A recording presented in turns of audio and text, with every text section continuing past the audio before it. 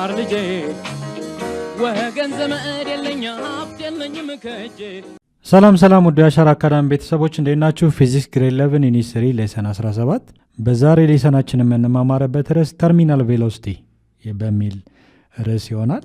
ሁሌም እንደምንለው ዩቲዩብ ቻናላችን አሻራ አካዳሚ ብላችሁ ሰርች ብታደርጉ ይህን ትምህርት ታገኛላችሁ። ላይክ፣ ሰብስክራይብ እና ፎሎ ማድረጋችሁን አትርሱ። ከኔ ጋር መልካም ቆይታ እንዲሆንላችሁ እመኛለሁ። ተከታተሉኝ። መጀመሪያ ተርሚናል ቬሎሲቲን ዲፋይን ከማድረጋችን በፊት አንድ ኤግዛምፕል እንይ።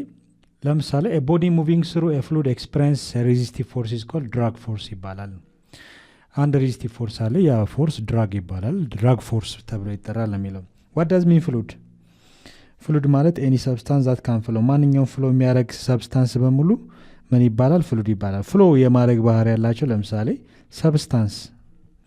ሰብስታንስ ማለት በሶስት ሜጀር ካታጎሪ እንከፍላቸዋለን። አንደኛው ሶሊድ ጠጣር የምንለው፣ ሌላው ደግሞ ሊኪድ፣ ዲያደር ጋዝ ነው የምንላቸው።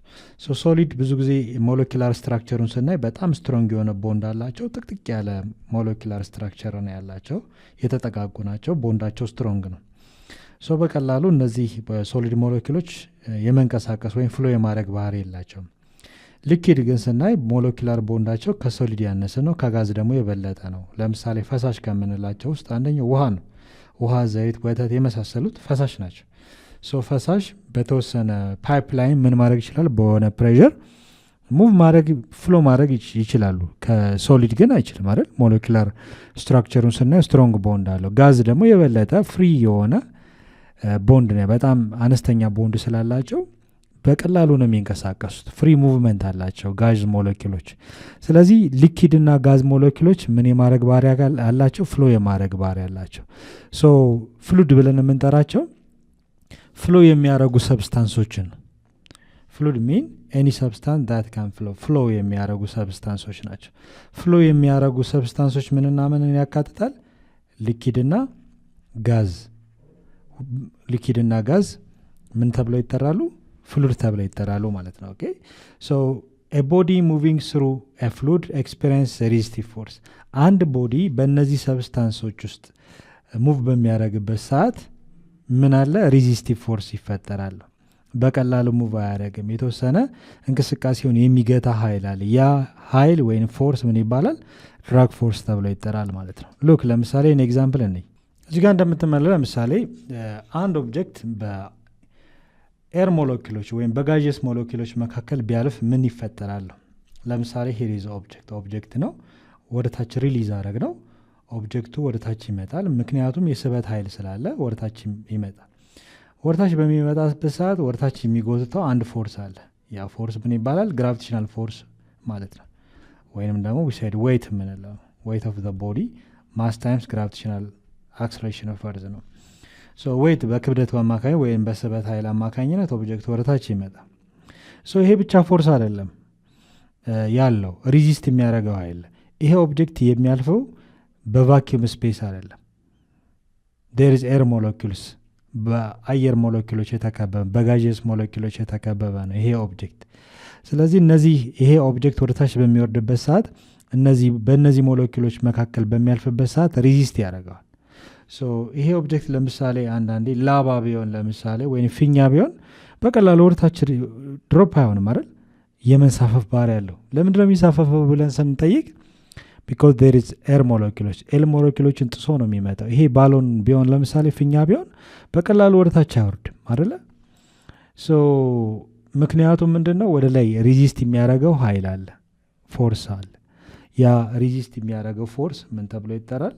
ድራግ ፎርስ ይባላል ማለት ነው። ኦኬ ድራግ ፎርስ ማለት ምን ማለት ነው? ኤኒ ቦዲ ማንኛውም ቦዲ ሙቭ ስሩ ኤ ፍሉድ ማለት ምን ብለናል? አይዘር ኤር ሞለኪልስ እነዚህ አየር ሞለኪሎች ወይንም ደግሞ ፈሳሽ ሞለኪሎች ሊሆን ይችላሉ።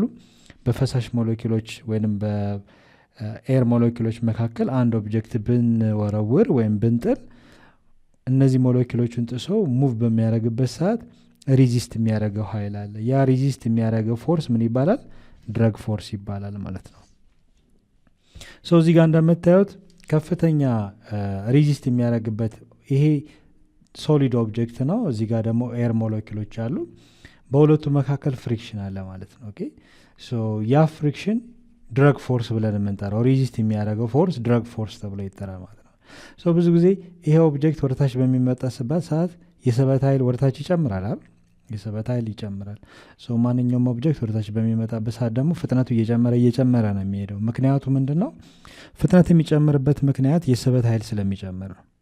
ነገር ግን በዛው ልክም ደግሞ ይሄ ድረግ ፎርሱ ሪዚስት ያደርገዋል። በከፍተኛ ሁኔታ እየጨመረ ይመጣል። ለምንድን ነው ይሄ ሪዚስቲቭ ፎርሱ እየጨመረ የሚመጣው ስንል የአየር ሞለኪሎች በጣም ኮንደንስድ የሚሆኑት ወደ ግራውንድ አካባቢ ነው። መሬት ለምሳሌ ይሄ ቢሆን ይሄ ሰርፌስ ኤሪያው ቢሆን ኤር ሞለኪሎች በጣም የሚከማቹት እዚህ አካባቢ ነው። ወደ ላይ ስንወጣ የኤር ሞለኪሎች በጣም ስስ ነው የሚሆነው። ስለዚህ ኦብጀክቱ ከኤር ሞለኪሎች ጋር ያለው ፍሪክሽን ምንድነው? ሎ ፍሪክሽን የሚኖረው ኦን ዘ ቶፕ ነው። ወደ ላይ ሎ ፍሪክሽን አለው። ወደታች ስንመጣ ደግሞ ሃይ ፍሪክሽን አለ። ከሞለኪሎች ጋር ያለው ፍትጊያ ወይም ሬዚስቲቭ ፎርስ ሃይ ይሆናል። በጣም ከፍተኛ ነው የሚሆነው። ምክንያቱ ምንድነው? እነዚህ ኤር ሞለኪሎች ሞለኪላር ማስ አላቸው። እያንዳንዱ ሞለኪል በአይናችን ማናያቸው ጋዥስ ሞለኪላር ማስ አላቸው። ማስ ያለው ነገር ደግሞ በስበት ኃይል አማካኝነት ወደታች የመከማቸት የመሳብ ባህሪ ያለው፣ ምክንያቱም የስበት ኃይል ስላለ ነው።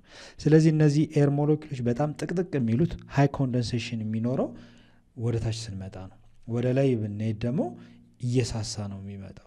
ስለዚህ ይሄ ኦብጀክት በእነዚህ ኤር ሞለኪሎች መካከል ጥሶ በሚመጣበት ሰዓት ከፍተኛ የሆነ ሪዚስት የማድረግ ሞለኪሎቹ እነዚህ ኤር ሞለኪሎች የዚህን ኦብጀክት እንቅስቃሴ ሊቀንሱብን የሚችሉት ኦን ዘ ቶፕ ነው ወይስ ኦን ዘ ቦተም ነው ስንል ኦን ዘ ቦተም አካባቢ ወደታች አካባቢ ከፍተኛ የሆነ ሪዚስቲቭ ፎርስ ይፈጠራል ማለት ነው። ያ ሪዚስቲቭ ፎርስ ምን ተብሎ ነው የሚጠራው? ድረግ ፎርስ ተብሎ ይጠራል። ያ እንደምታዩት ሞለኪሎቹ ሃይ ፍሪክሽን ይፈጠራል። እዚህ ጋር ከፍተኛ የሆነ ፍሪክሽን ይፈጠራል። ምክንያቱም ጥቅጥቅ ያለ ነው የሚሆነው። በዚህ ምክንያት አንድ ኦብጀክት ወደ መሬት በሚወድቅበት ሰዓት ሁለት ፎርሶች አሉ። አንደኛው ዳውንዋርድ የሆነ ፎርስ ኦፍ ግራቪቲ ነው። ሌላኛው ደግሞ አፕዋርድ ፎርስ አለ። ያ አፕዋርድ ፎርስ የኦብጀክቱን እንቅስቃሴ የሚገታ ነው። ያ የሚገታው ፎርስ ምን ይባላል? ሪዚስቲቭ ፎርስ ድረግ ፎርስ ተብሎ ይጠራል። ድረግ ፎርሱ የሚፈጠረው ደግሞ በኦብጀክቱና በኤር ሞለኪሎች መካከል ፍትጊያ ስለሚኖር ፍሪክሽን ስለሚፈጠር ነው ማለት ነው። ያለውን የኦብጀክት እንቅስቃሴ ምን እያደረገ ነው የሚሄደው? እየቀነሰው ይመጣል ማለት ነው። በተወሰነ መልኩ አፌክት ያደርገዋል። ፎርስ ኦን ፎሊንግ ኦብጀክት፣ አንድ ኦብጀክት በአየር ክልል ውስጥ ወይም በዚህ አየር ኤር ሞለኪሎች መካከል ፌል ቢያደርግ አንደኛ ዳውንዋርድ የሆነ ፎርስ አለ። ያ ፎርስ ግራቪቴሽናል ፎርስ ወይም ዌይት ይባላል ተባብለናል። ዌይት ሲንፈልግ ደግሞ ማስ ታይምስ ግራቪቴሽናል አክሰለሬሽን ነው። የኦብጀክቱ ማስና የሬት ግራቪቴሽናል አክሰለሬሽን እንወስዳለን። ሌላ ደግሞ አፕዋርድ ፎርስ አለ። የአፕዋርድ ፎርስ ምን ይባላል? ድረግ ፎርስ ነው። የኦብጀክቱን እንቅስቃሴ ምን የሚያደርግ ሪዚስት የሚያደርግ ፎርስ ድረግ ፎርስ ተብሎ ይጠራል። ሌላው የፎሊንግ ፕሮሰስ፣ ኦብጀክቱ በሚወድቅበት ሰዓት ስታርቲንግ ፖይንት ስታርት ላይ ወይም መነሻ ቦታ ላይ እዚህ አካባቢ ላይ ዌይቱ ከድረግ ፎርሱ የበለጠ ነው የሚሆነው። ምክንያቱም እዚህ ጋር እንደምታዩት የኤር ሞለኪሎቹ በጣም ስስ ናቸው አይደለ? ስስ ስለሆነ በቀላሉ ከሞለኪሎች ጋር ያለው ፍትጊያ ወይም ፍሪክሽን አነስተኛ ነው የሚሆነው። ከፍተኛ የሆነ አክስለሬሽን አለ ማለት ነው። ኦብጀክት አክስለሬት ዳውን ወደታች እየተመዘገዘገ ወይም አክስለሬት እያደረገ ይመጣል ማለት ነው። መሀል ላይ አካባቢ ሲደርስ ዲሪንግ ፎል ወይም እዚህ አካባቢ ላይ ሲደርስ ቬሎሲቲ ኢንክሪዝ፣ ፍጥነቱ እየጨመረ ይመጣል። በዛው ልክ ደግሞ ድራግ ፎርሱም ይጨምራል አይደለ? ድራግ ፎርሱም ይጨምራል። ምክንያቱም እዚህ ጋር ከፍተኛ የሆነ የኤር ሞለኪሎች ኮንደንሴሽን ሃይ ስለሆነ ከሞለኪሎቹ ጋር ያለው ፍትጊያ ሃይ ነው የሚሆነው። ስለዚህ ምን ይፈጠራል ማለት ነው? እዚህ ጋር ያለው ግራቪቴሽናል ፎርስ አለ ዌይት ብለን የምንጠራው። ሌላው ደግሞ ድራግ ፎርሱ አለ። ድራግ ፎርሱን ኮምፔር ስናደረግ እዚህ ጋር እና ከዚህ ጋር ያለው ድራግ ፎርሱ ከፍተኛ የኤር ሞለኪሎች ክምችት ስላለ ይሄ እየጨመረ ነው የሚመጣው። ስለዚህ የኦብጀክቱን እንቅስቃሴ ምን እያደረገው ነው? እየገታው ነው የሚመጣው ማለት ነው። እየገታው ነው የሚመጣው። ፍጥነቱ እየጨመረ ነበር የመጣው። ነገር ግን ድራግ ፎርስ ኢንክሪዝ ያደርጋል ግራጁዋሊ። ምን ይፈጠራል? ዘ ማክሲመም ቬሎሲቲ ይፈጠራል። ያ ማክሲመም ቬሎሲቲ ደግሞ ተርሚናል ቬሎሲቲ ብለን እንጠራዋለን። ፍጥነት ጨምረው ልክ እዚህ ቦታ ላይ ተርሚናል ቬሎሲቲ ይፈጠራል። ተርሚናል ቬሎሲቲ የምንለው ይሄ ድራግ ፎርሱ እና ግራቪቴሽናል ፎርሱ እኩል የሚሆንበት ኮንዲሽን ማለት ነው። ይሄ እየጨመረ ነው የሚሄደው። መጀመሪያ የትኛው ነበረ ትልቅ? ግራቪቴሽናል ፎርሱ ትልቅ ነበር፣ ድራግ ፎርሱ አነስተኛ ነበር። ግራጁዋሊ ግን ድራግ ፎርሱ እየጨመረ ሲመጣ ተመጣጣኝ ይሆናሉ። ዌቱና ድራግ ፎርሱ ተመጣጣኝ ይሆናሉ፣ እኩል ይሆናሉ። ዌት ኢዝ ኢኳል ቱ ድራግ ፎርስ ይሆናል። ዛ አክስለሬሽን ስቶፕ አክስለሬት የማድረግ ሬቱ ፍጥነት መጨመር ምን ተብሎ ነው? ኢንክሪዚንግ ቬሎሲቲ ምን ተብሎ ይጠራል? ዴር ኢዝ አክስለሬሽን ተብሎ ነው የሚጠራው። የፍጥነት መጨመር ወይም የፍጥነት ለውጥ ቼንጅ ኦፍ ቬሎሲቲ ያለ ማለት አክስለሬሽን ይፈጠራል። ነገር ግን ኦብጀክቱ ግራጁዋሊ በድራግ ፎርስ አማካኝነት የኦብጀክቱ እንቅስቃሴ ፍጥነት መጨመሩን ያቆምና ጀስት አክስለሬት ማድረግን ያቆማል ማለት ነው። ዘ አክስለሬሽን ስቶፕ አክስለሬት ማድረግ ያቆማል። ፍጥነት ኮንስታንት ይሆናል ማለት ነው። የነበረው ዘ ማክሲመም እየጨመረ ሄድና ዘ ማክሲመም ስፒድ የምንለው ቦታ ላይ ድራግ ፎርሱና ዌይቱ ኢኩሊብረም የሚመጣበት ኮንዲሽን ማክሲመም ቬሎሲቲ ይፈጠራል። ያ ማክሲመም ቬሎሲቲ ምን ይባላል? ተርሚናል ቬሎሲቲ ይባላል። ተርሚናል ቬሎሲቲ ብለን የምንጠራው ጀስት ይሄ ሁለቱ ባላንስድ የሚሆንበት ቦታ ነው ማለት ነው። ምክንያቱም ይሄ ድራግ ፎርሱ ግራጁዋሊ እየጨመረ ስለመጣ ነው። ሰምዌር ላይ የሆነ ቦታ ላይ ዌይትና ድራግ ፎርስ እኩል ይሆናሉ። ኢን ዲስ ሲቹዌሽን አክስለሬሽን ስቶፕ ያደረገ ወይም አክስለሬሽን ዜሮ ነው የሚመጣው። ዘ ቬሎሲቲ ቢካምስ ኮንስታንት። ቬሎሲቲ ምንድን ነው? ኮንስታንት ይሆናል ማለት ነው። ፍጥነት አይጨምርም አይቀንስም። ዘ ማክሲመም ልክ ፍጥነቱ ጨምሮ ለምሳሌ ከዜሮ ተነስቶ ወደ 2 ሜትር ፐር ሰከንድ ማክሲመም ከደረሰ በኋላ ከ2 ሜትር ፐር ሰከንድ አይጨምርም አይቀንስም፣ በ2 ሜትር ፐር ሰከንድ ይቀጥላል ማለት ነው። መጀመሪያ ላይ አክስለሬት ያደርጋል። ከዛ በኋላ ግን ጀስት ኮንስታንት በሆነ አክስለሬሽን ኮንስታንት በሆነ ቬሎሲቲ ሙቭ ያደርጋል። ምክንያቱ ምንድን ነው? ጀስት ቬሎሲቲ ኮንስታንት ከሆነ አክስለሬሽን ዜሮ ነው። ዘ ማክሲመም ኮንስታንት ቬሎሲቲ ምን ተብሎ ይጠራል? ተርሚናል ቬሎሲቲ ተብሎ ይጠራል። የሆነበት ምክንያት ቢካዝ ኦፍ ድራግ ፎርስ ነው። በድራግ ፎርስ አማካኝነት ነው ማለት ነው። እንዳልኳችሁ ድራግ ፎርስ ማለት በእነዚህ ሞለኪሎች በኤር ሞለኪሎች እና በኦብጀክቱ መካከል ያለው ፍትጊያ ነው። ሬዚስቲቭ ፎርስ ነው። ወይንም ደግሞ ጀስት ይሄን ኤር ሞለኪሎች ውሃ ማድረግ እንችላለን። ለምሳሌ አንድ ከበድ ያለ ኦብጀክት ውሃ ውስጥ ብንጥለው ወደታች እየሰመጠ ቢመጣ ያ ኦብጀክት በወደታች በሚሰምጥበት ሰዓት ጀስት ከውሃ ሞለኪሎች ጋር ወተር ሞለኪሎች ጋር ነው የሚፋጠገው አይደል? ፍሪክሽን አለ። ያ ፍሪክሽን ድራግ ፎርስ ተብሎ ይጠራል። በማንኛውም ፍሉድ መካከል አንድ ኦብጀክት ሙቭ ቢያደርግ ሬዚስቲቭ ፎርስ አለ። ያ ሬዚስቲቭ ፎርስ ድራግ ፎርስ ተብሎ ይጠራል ማለት ነው። ፋይናል ተርሚናል ቬሎሲቲ ማለት ኮንስታንት ነው። ኮንስታንት መጀመሪያ ፍጥነት ይጨምራል፣ የሆነ ቦታ ላይ ግን ቬሎሲቲ ኮንስታንት ይሆናል ማለት ነው። ከዛ በላይ አይጨምርም። ዘ ማክሲመም ስፒድ የምንለው ነው። ሪች ዌን ዘ ድራግ ፎርስ ኢኳል ቱ ዌት፣ ድራግ ፎርሱ እና ዌይቱ እኩል የሚሆንበት ቦታ ላይ ማክሲመም ኮንስታንት ቬሎሲቲ ይፈጠራል። ያ ማክሲመም ኮንስታንት ቬሎሲቲ ምን ተብሎ ይጠራል? ተርሚናል ቬሎሲቲ ተብሎ ይጠራል ማለት ነው። ተርሚናል ቬሎሲቲ የሚፈጠረው when the solid object moves through a fluid, በፍሉድ ውስጥ በሚያልፍበት ሰዓት ማክሲመም ኮንስታንት ቬሎሲቲ ይፈጠራል። ያ ማክሲመም ኮንስታንት ቬሎሲቲ ተርሚናል ቬሎሲቲ ተብሎ ይጠራል ማለት ነው። ሌላው የምናየው ጋሊሌዮ ጋሊሌ ኤንድ ዘ ሞሽን ኦፍ ዘ ኦብጀክት ነው። ጋሊሌዮ ጋሊሌ ምን አይነት ሳይንቲስት ነው የሚለውን ፊዚሲስት ነው የሚለውን እናያለን። ጋሊሌዮ ጋሊሌ በጣም የታወቀ ፊዚሲስት ነው።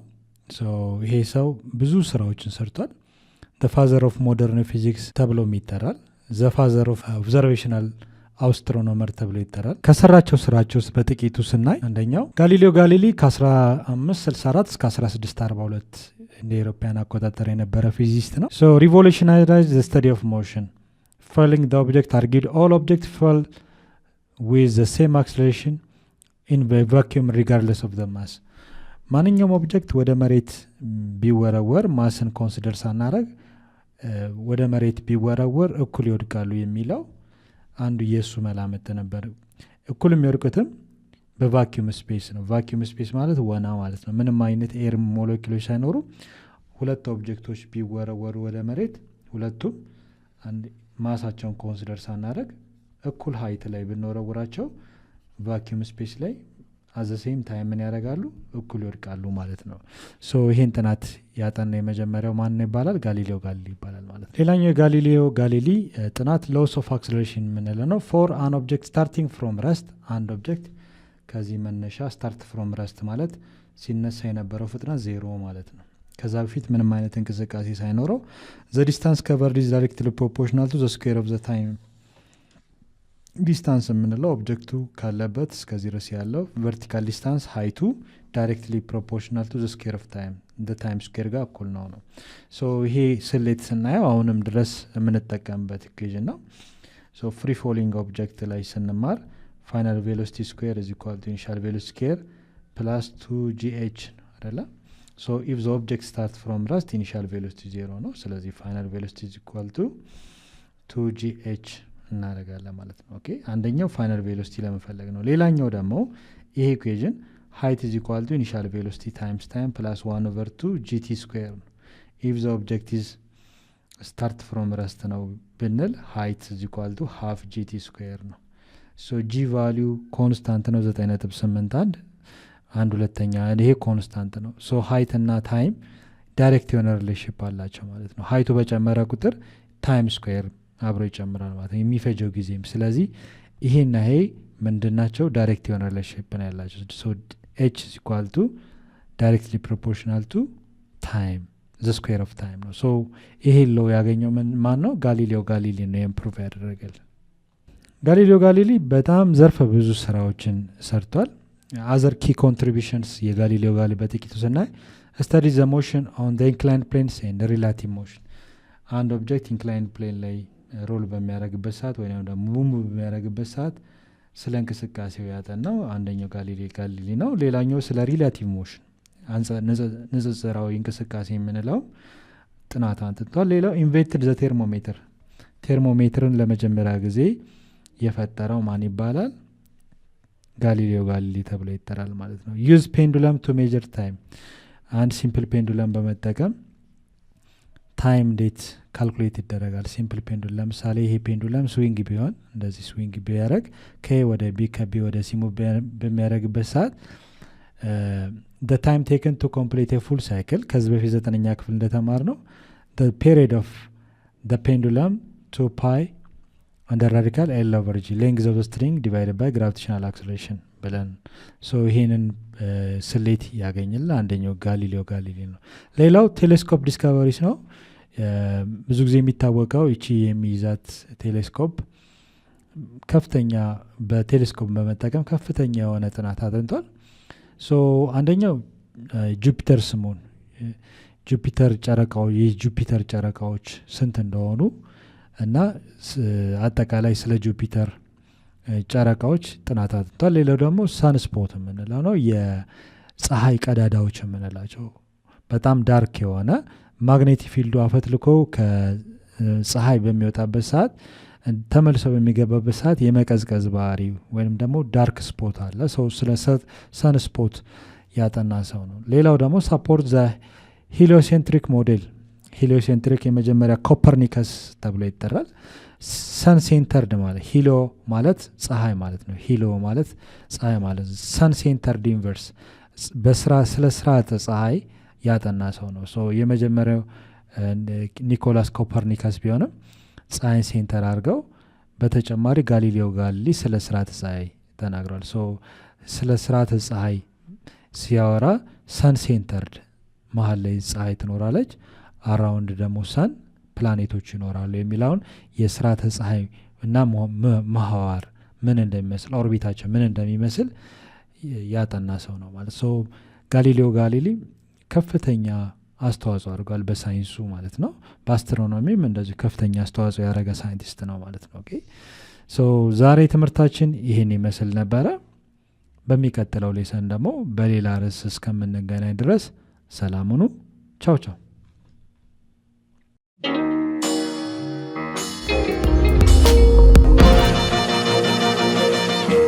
ፀሐይ ነው ላልተማረ ሰው ግን ቀኑ ጨለማ